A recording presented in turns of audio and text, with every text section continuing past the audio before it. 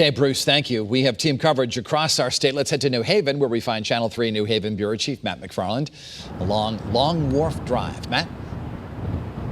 Well, Dennis, a lot of wind and also a little excitement here earlier today. You can see gray skies up ahead, the gray clouds, but the blue skies in the background. But as we're talking about that excitement, earlier this afternoon, New Haven firefighters actually rushed out towards New Haven Harbor for a call for a person on a boat that was in the rough waves. Well, it turns out they say there was nobody in a boat. It was actually a sailboat got loose from one of the tankers in the harbor. So the firefighters went out there and tied it back up. So it was sort of a false alarm, a close, all clear. But so that was the good thing. But again, the wind was the major story here in New Haven all morning, all afternoon, just picking up as the day went on.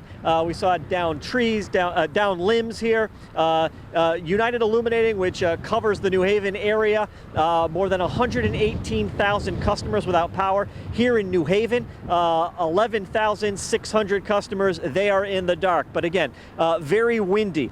We watched people stop by out here, sort of take in the waves, the sea spray that was happening here, just sort of watching the trees and the branches sort of make their way across the parking lots here in the Long Wharf area. This is a popular spot where the food trucks are here in New Haven, but they shut that down because they didn't want folks gathering. But again, the main issue was the wind, and we spoke to one person who said he hasn't seen it this bad, these storm conditions, in years.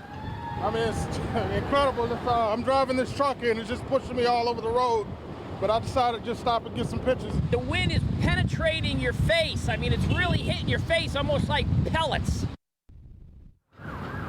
And you can see sort of the branches that have come down here in the Long Wharf area because of those high winds that we've been dealing with all afternoon. Now, it's actually sort of calmed down a little bit. It's still quite windy here as well. And sort of going back to that sort of close call out on the water earlier today, it is low tide right now. But when there was plenty of water here earlier today, it was choppy, it was rough. It's just a reminder that you really shouldn't be out on the water in these types of conditions, because then the firefighters, the first responders, they have to respond, putting themselves in jeopardy as well. We're live with the mobile newsroom in New Haven. Matt McFarland, Channel 3 Eyewitness News.